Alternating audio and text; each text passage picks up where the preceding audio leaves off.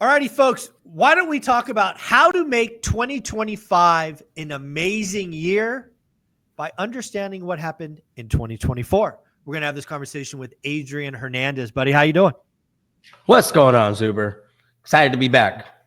Awesome, man. Well, I know you are currently evaluating 2024. You are looking at company-wide KPIs. You're looking for money leaks. You're looking for opportunities to understand what worked and didn't work so that you can make 2025 even better. So let's talk about what you're actually doing now to evaluate 2024. Yeah. So one thing we do, we run a wholesale operation, so we're direct to seller. We do a lot of inbound and outbound marketing. More inbound now than we are doing outbound. So we get the phone to ring versus us, ringing the phone. What we're looking at is what marketing channels really paid off this year, right? We do look at this on a quarterly basis, but it's kind of hard, especially with like PPC, to really see, which is paid pay-per-click ads. It's like Google ads. It's really hard to see a true percentage over the course of 3 months, right? Because you could get deals on that third month that won't really close for the 6 months. So I love the rolling 12, right? I love looking at rolling 12. I love looking at each marketing channel, figuring out what did we do right? A couple of things we asked, right? What did we do right? What did we do wrong, right? And most importantly, what could we get better at? And so those are the three things we're looking at in each marketing channel, along with, like you said, where are the little money leaks? And we'll talk more about this, but where did we leave money on the table? Because looking back at each deal, right, I can now see, why did we give up that, right? What was the need for that price reduction, right? Some of our assignment fees can be fairly big. And so we have to do a double close. That costs a lot of money, right? So looking at all those areas and it's easy, guys, when you're on the field and you're playing the game. It's you taking yourself out of the player's box, out of the player's position, going up to the owner's box, looking down and going, okay, what can we adjust here? Yeah. What are some things that can maneuver? Yeah, and I think everybody who is watching this, they can evaluate their 2024 kind of on the same metrics. You won't have the same lingo and all of that. But really, when I look at what you're doing, you're saying, hey, we plan for these set of activities. You call them marketing. That stuff was supposed to convert at some level, total quantity. Then you go through a conversion cycle, right? In, out, close, whatever. And then at the end of the day, there's some money left over, right? So that's the process. And if you're just looking at this from your investment business or your family, you could do the same things with different metrics. But 100%. I think it's really interesting. Let's again kind of break down your business. When you look back at 2024 in total, and we're not there yet, but you can guesstimate, what is your total spend on marketing going to be for the year, you think?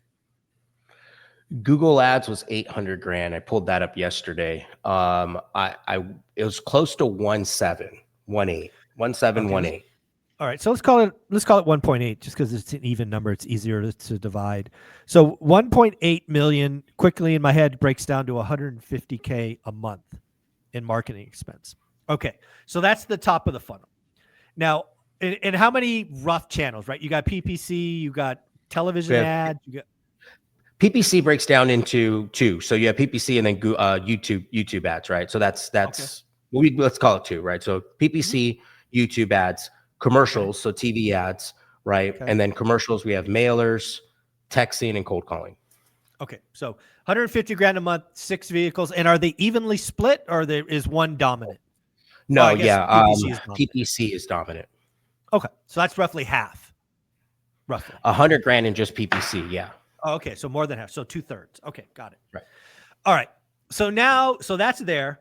Now, when you look at the first step of a funnel, like incoming leads, roughly speaking, how many leads do you think you got? Like really unqualified leads, just, somebody reached out. How many? We average about 280 a month. All right, so 280 a month, 2,800 plus 480, so call it 3,240. Let's call it 3,500. Yeah. All right. So what is that math? So I'm just going to do the math real quick because I can't do that. Too many zeros. So we said 1.8 million divided by 3,500.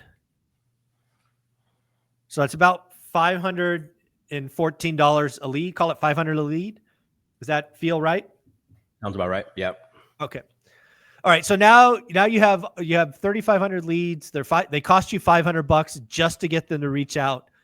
Now, tell me more about that conversion cycle. Cause again, it's in your world, there's lots of steps and contacts and follow up, and you got to touch everybody 8 times and all of that stuff.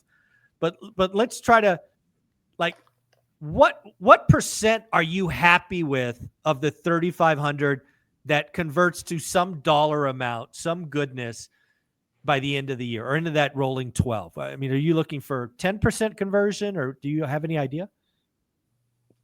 Yeah. So on average, it's not high. We're doing about 10, I would say on average 10 deals a month. And that's at, call it 300 leads. If we were to round it up, that's 300 leads a month. And we're doing 10 deals out of those 300. So it's not a lot. I mean, what does that break down to? That's like 31. Yeah, no. Yeah. It's like 3%, 3% or something. Yeah. 0.3%. Yeah. It's not very high. But but again, understanding where you are allows you to kind of improve on that. So again, 10 leads, and now those could be anything from, probably the low end for you is like a listing contract, I would guess, right? That pays probably the least, and the highest is probably a wholesale listing contract, buy and hold. So we're either, it's too tight to make it a wholesale. So there's some of them where we'll just take them down and keep them, rent them out, and then, or we're wholesaling them. If we're not wholesaling them, then, we're obviously flipping them, but that's more of a larger spread. Yeah. And I know Jason Pritchard shared the other day, he went from, in 2023, doing about 80% flips, 20% wholesale, to more 50-50, right? The cash conversion cycle is faster. Did you see a big change in your business from flipping to wholesaling percentage wise? Yeah. And especially with our marketing budget going up, I can't have all of our money in flips because we need the money for marketing. So we chose, we chose the marketing side over the flip side. We're still, I have my own separate division with Eddie. And so Eddie and I still carry, good 6 flips on average, at one time. So it keeps us in motion. But that's something we're changing. But to your point on conversion, that's one thing that we're working on in-house right now. Is like, okay, how do we get that higher? If we're only getting 10 out of 300, how do we get 20 out of 300? How do we get 30 out of 300? How do we get 50 out of 300, right? And a lot of these that we get too, it's part of the game, right? We're getting a lot of fake leads. There's one company in particular that just, every day 2 or 3 trash leads just to run up our PPC budget, right? They're doing that on purpose? They do it on purpose. It's a deadly game out there. And that's fine. It comes with the territory, right? Especially with commercial. We get crank calls at 2:00 in the morning with somebody that's, drunk and just watched a TV commercial. But it's counted as a lead because it came in and I paid for it. Yeah, you did. Yeah, that's funny. That's funny. That is hilarious. Oh, the stuff you put up with, when you're going out that hard. So, okay. So again, you pay $500 a lead. So what do you think of the 10 deals, what do you think the total, kind of money in the door is? If you were so we average about $45,000 a deal. So we're at about $450,000 a month on average. Some months we've had an $800,000 month, and we've had I want to say we had like a $60,000 month where it was just a terrible month, right? But when you equal them all out, it's about $450,000. So at the end of the day, you're spending $150 a month just in marketing ad. That doesn't include overhead and all these other things. But basically, marketing budget $150. Top line revenue is $450. So kind of a 3x. Okay, like a 3x. Yeah. And what's cool is that we've noticed a major change with inbound on outbound. Well, inbound seems to average anywhere between 2.5 to, if you're getting a 4x on inbound, you're doing phenomenal, right? And this is based off of all the companies that we've studied that do very, very well, that spend millions of dollars a month in marketing, not a year, a month in marketing. Wow. Where outbound is like 10, 12x, right? Like when we look at outbound and just texting, it's like a 12x. We spend $100,000 to make 1.2 million in just text, which is crazy. Not anymore, right? That's completely changed, and we can talk about that. But that's when you're looking at the 2 different channels, they're so different. So when someone going from doing a lot of outbound marketing and they're shifting over, those numbers confuse them because they're like, hold on, I used to get an 8x. Now I'm getting a 2x. What do you mean? Mm. So I guess let me ask you this stupid question. Why do you seemingly focus so heavily on generating inbound when you could take those dollars and push it on outbound and maybe hire cold callers or whatever that game is? Why isn't 8x better than 3x? The amount of chasing and what we've experienced on hiring, we've had 20 cold callers at one point. Okay. So Right. it's the overhead of running that. So it's don't look at the marketing dollars, which could be misleading. The overhead, the headache, the stress, all of that's not in the 8x, that just makes it unattainable. Like, let's just do this low touch, low key, repeatable 3x. I get it. Okay. It still works, right? It's just Yeah. a lot of follow-up because you're reaching out to them. They're not reaching out to you. The people that are reaching out to us, like I'll give you an example. Over the weekend, we had a call to contract. So we called a contract. They called us in, got the deal over the phone right then and there, right? Less than 30 minutes, the deal was under contract. One right? touch close. One touch close. That rarely happens on a cold call. Oh yeah, no. Right? That rarely happens on a text. I'm not saying it can't. It does. Right. And we've experienced it. It happens to us often, but it's rare. It's 1 out of 1,000 compared to 1 out of 100. And the difference is, again, they're calling you and they know they're in a situation. They're like, oh, I have this problem. I want this problem fixed. He says he can fix it. Let's see. Right. So tell me about the deal over the weekend. Just give the audience some examples. They called you off of what? Was it PPC, a commercial? What was it? That's a great question. Let me look at it. I've been in Date with Destiny all week, so I don't know. Let me find out where it's from. Look at this. You got a CRM, or was that what you call it? A CRM? Yeah. Came in as a PPC. So this was a Google ad. Came in as a PPC. They were on their computer somewhere saying, I got a problem or need help with this or whatever, right? And then your ad came up. They called you. Give us a rough story. Paint the picture. They called us December 8th, dad and mother's house, 2-bedroom, no garage, pool. Son's been living there for a few years. Son was taking over payments, having a hard time. Bank's talking about foreclosing, owes $12,000 to the state. So it looks like he owed some money. Looks like Jordan then followed up. So they had a conversation. Jordan looked into it. Jordan sent him a contract, followed up with a contract. Stefan sent pictures of the property. So I'm looking at pictures of the property. So this is a live conversation that's happening right now. I get you. So they're in conversation. They're talking. Jordan's receiving photos from the son. He gets them. He gets the email contract. They discuss an upfront fee. So one thing we've been doing recently is giving, when someone wants to sell their house, they, most of them seem to be in somewhat of a bind. So we'll give them $5,000, $10,000, right. I don't want to say right up front. We'll release it in escrow. All right. So that's in our world, that would be you're releasing the EMD. The EMD's gone hard. Right. Correct. And so they discussed that. He sent them a contract. They got it under contract. Jordan then calls back the next day asking about the vacant lot next door. Seller agrees to include the vacant lot next door. And we got it under contract for $130 and we're selling it for $245. So this would be considered, is this a wholesale deal? So your cash conversion is 0 days, or is this a double close, or what is this? This will be a no. The buyer's a good friend of ours. So we'll close this in before Christmas. That's the goal. That's what it says. 16 days. Okay. All right. So the seller, again, had a problem. They knew they had a problem. They found you. You were the solution. You did some due diligence. You agreed for it. The seller said yes, partly because you released a set of money up front that fixed some problem. You got an extra asset. You got a lot next door. Didn't even know that was cool. So you got that for seemingly free. And you've already have a list of buyers. And this one's a known buyer, so you can disposition it. You'll be in and out in a couple of weeks. Couple weeks. Well, that's on Yeah, That's of on an course. inbound. Yeah. Yeah. An outbound lead, that would be multiple communications, chasing them around, probably competing. The other thing about inbound leads, I'm guessing, is, and again, it's a one call close. You have no competition. They're calling you. Yeah, I mean, so we do on PPC. One thing I've noticed on pay-per-click ads, we do have like they'll submit to us, they'll submit to 3 or 4 other local companies. But there are those 1 out of 100 that they don't. Yeah. They just go with you. They clicked on you.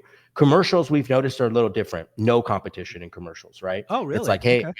I've seen your commercial. I've I seen it trust multiple you. times. Yeah. I don't have a computer, right? Can you come over? Type of thing, right? Okay. So those are a little different, but commercials super expensive, right? Yeah. Very, What is very it? I have no idea what a commercial costs. What's a commercial ad cost? just to run a 15-second ad is $400. Wow. Okay. So, $400 just for 15 seconds, right? And then how much does it cost to make a commercial? So we thankfully, because I hang out with people like Michael Zuber and Ty, they have taught me the way of relationships, and so I've created a great relationship with the networks, and they did it. They helped us. They did it for They us. helped you. They helped you out. Yeah. Buy this Yeah, ad budget and we'll make the commercial. correct. But typically it would be 25, 30 grand. Yeah, it would have to be, right. That's and then how many Yeah, commercials do you just run the same one? Yeah, the first one we made was 20 grand. It's terrible. We paid $20,000 for it. Terrible. So to give you guys an idea. No, so we're on Fox, we're on KCAL, we're on KTLA, CBS, NBC, Channel 9. The only channel we're not on is Channel 7. Okay. So I'm curious, now that you've gone through this, you're still in it. When you look at your, $1.8 million marketing budget, you looked at your 3x conversion. What's an example of a money leak that you've identified? It's like, hey, let's close that leak. What's an example of a money leak? Yeah, so a lot of money leaks is giving buyers discounts, and a lot of them are, these flippers will wait till the last minute and they'll, try to cancel last minute. Yeah. And so one thing we've done is like, we want to make the seller happy, right? Last thing we want is a bad review. So we'll do what it takes to just get the deal closed. So we've probably, I want to say we're not done counting, but we're close to $500,000 in just reductions. So let me paint the picture what I think you're saying. So again, again, I'll use rough numbers. You get into contract with a seller at 400. You find a flipper who wants that deal for 500. You're expecting to make 100 grand. You get to within 3 days of closing. The flipper pulls out the I'm going to cancel unless you discount this. They asked for 50K off. You're in a situation now where your 100K is now 50K, but you don't want to disappoint the seller, and you feel kind of bent over a barrel, and you lose the 50K. Is that kind of the picture? Yep. we got no choice but to roll on it. And what they don't understand is all the fees that are involved that we have to take on, right? And a lot of the sellers too, like, I've had a seller like, oh, you guys are making $50,000. I'm like, yeah, but I don't think you understand how much it costs. Like, it's not $50,000. Like, it's probably $10,000, right? After we pay everybody, pay the acquisition manager, pay the team, right? Pay the escrows. We're taking on all the closing costs, right?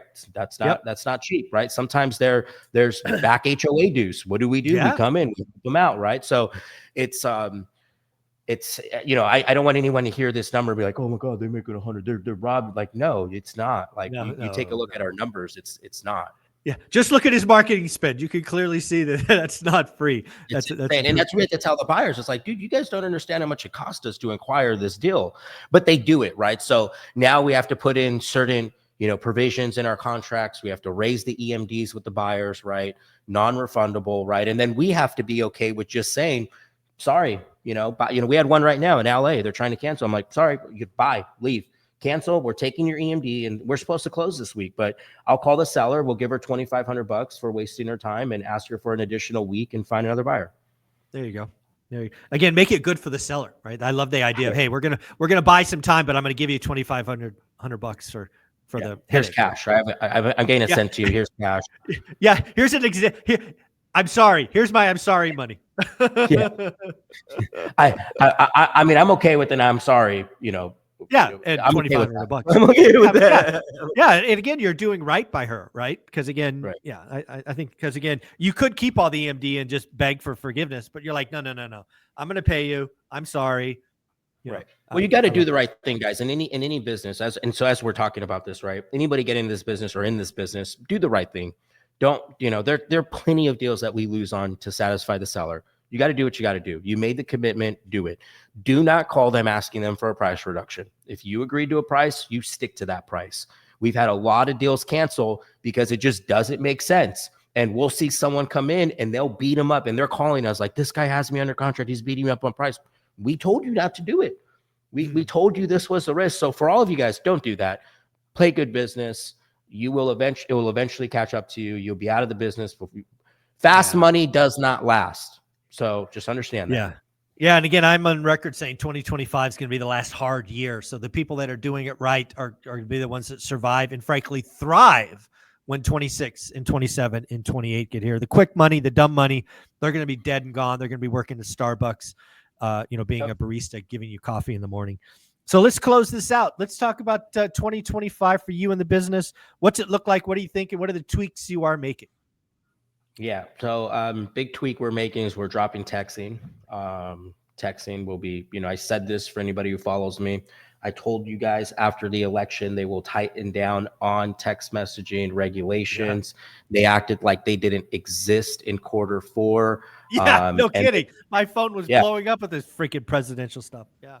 Crazy. I was like, all of a sudden it's okay, right? All of a sudden, right? RVMs are okay, right? I can't count how many RVMs, but all good, right? Don't fight them. Go with it. Dance with them. Don't fight them, right? So we just dance with it. It's going to tighten up. So we just tighten up, right? So we got rid of one account. We're gonna squeeze texting for maybe another month or 2, and then that's about it. We're gonna double down on mailers, and then our marketing budget is 2.5 for the year. We're shooting for 10 mil. That's the goal. We're shooting for 10 mil. We're hoping 4X. To take that 3 to a 4.5. We have some strategies that we're coming up with other investors. We're going to be buying and holding more. That's the main operation in this year is taking advantage of these really good deals that we get and buying them and holding them ourselves. So because of Zuber, right, and the consistent mindset, I just closed on one on Friday. Nice. So I bought a property in Moreno Valley. It's on a 16,000 square foot lot. It's actually Eddie's backyard. So Eddie has 4 units, and it's the backyard to Eddie. He was like, it's funny, we're pulling up, and he's like, please tell me this is not the large ass lot that's behind me. And sure enough, it was. So it has a house on there, 3 bedrooms, 2 bath. We're getting that remodeled. We're starting this week. I'm going to rent that out, and then I'm going to build 4 units in the back. Nice.